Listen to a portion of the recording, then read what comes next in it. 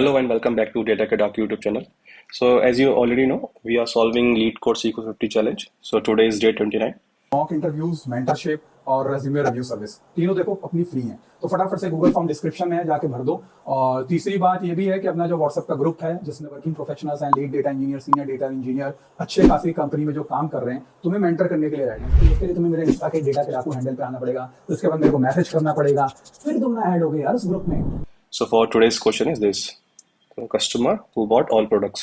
Okay. So basically अपने पास description में दो tables हैं, customer and product.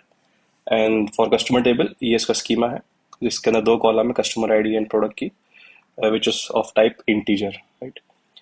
And what they are saying, this table may contain duplicate rows. Okay. And customer ID is not null, that is fine. And product key is a foreign key.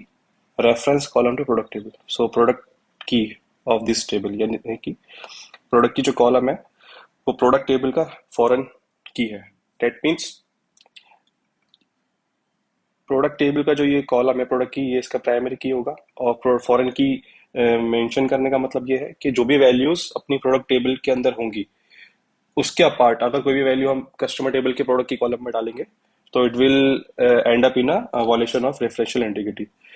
इसका data के through मैं समझाता हूँ। For example if you see here कि product table में basically product table ये हो गई आपकी पेरेंट टेबल और कस्टमर हो गई child table as as the foreign key concept.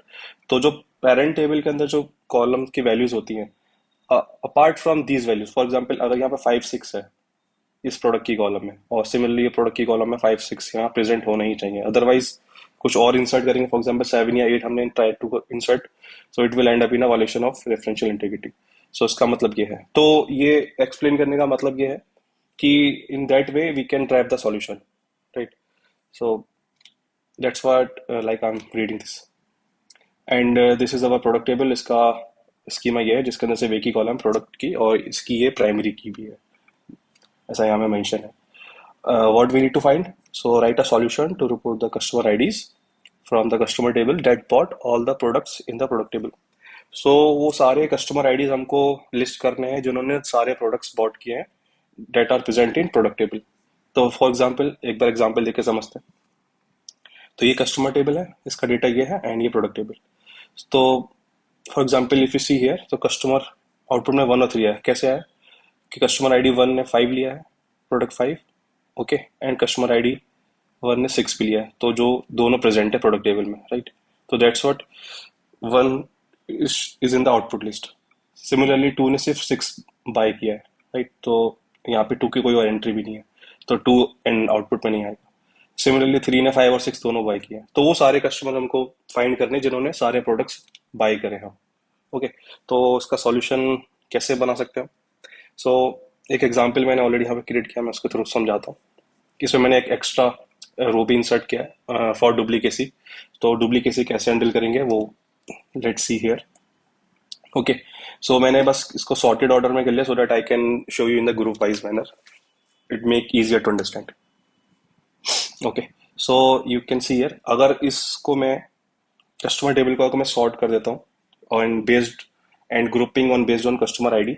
So you can see the products, whatever the products they have bought. Okay.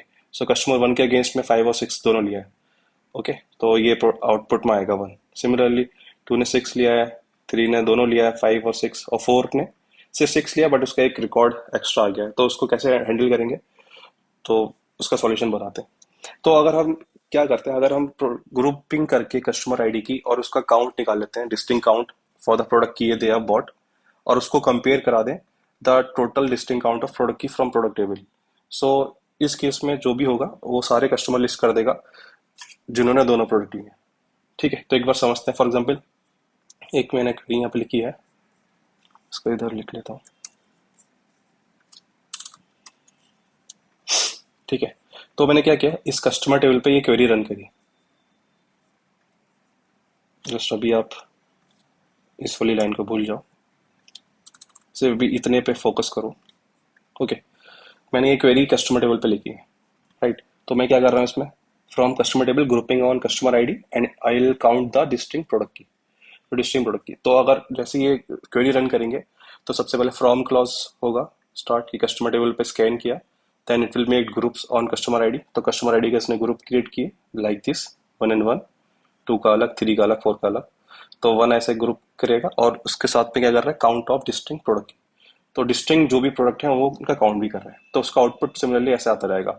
मैंने क्या किया, कॉलम सेलेक्ट किया कस्टमर आईडी और काउंट ऑफ डिस्टिंक्ट प्रोडक्ट की, तो 1 के अगेंस्ट 2 आ जाएगा बिकॉज इसके अंदर 5 और 6 है डिस्टिंक्ट। ठीक है, 2 के अगेंस्ट सिर्फ 1 आएगा क्योंकि इसमें सिर्फ 6 है। 3 के अगेंस्ट में हमारा 5 और 6 आएगा, इसलिए 2 आ जाएगा फिर काउंट 3 के अगेंस्ट, डिस्टिंक्ट काउंट 5 और 6। और 4 के अगेंस्ट में अपने 2 रिकॉर्ड है बट डिस्टिंक्ट करने पे सिर्फ 1 ही आएगा क्योंकि 6 डिस्टिंक्ट तो 6 ही है, दैट्स व्हाई 1। ठीक है, अगर हम ये जो वैल्यू आया अपना डेटा आया, इसको हम किसी तरीके से इसके डिस्टिंक्ट प्रोडक्ट की और प्रोडक्ट टेबल से कंपेयर करा दें, सो अपने पास वो रिजल्ट आएगा जो जिसने दोनों प्रोडक्ट लिए हैं। तो इस केस में यहाँ पे इसका काउंट कितना आएगा प्रोडक्ट टेबल में डिस्टिंक्ट प्रोडक्ट की, 2।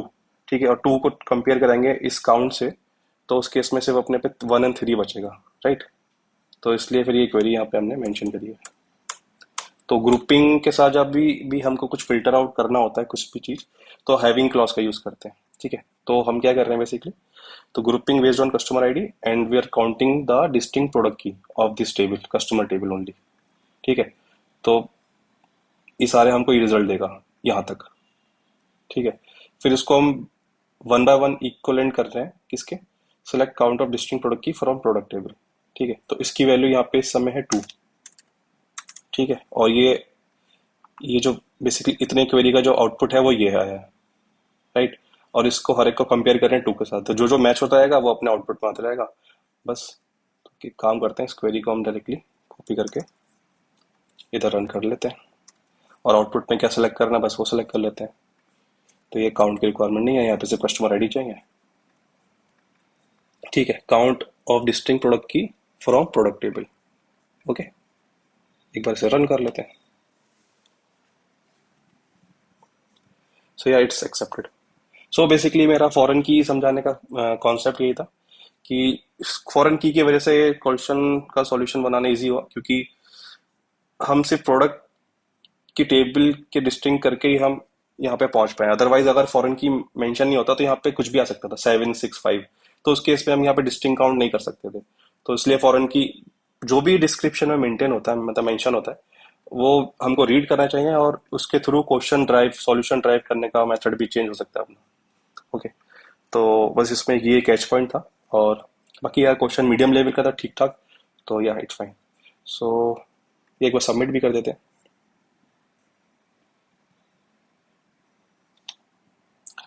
सो या एक्सेप्टेड एज वेल। सो या, सो कोई भी अगर डाउट हो इस क्वेश्चन में, you can comment as well and ask anything regarding this question as well as some other doubt as well.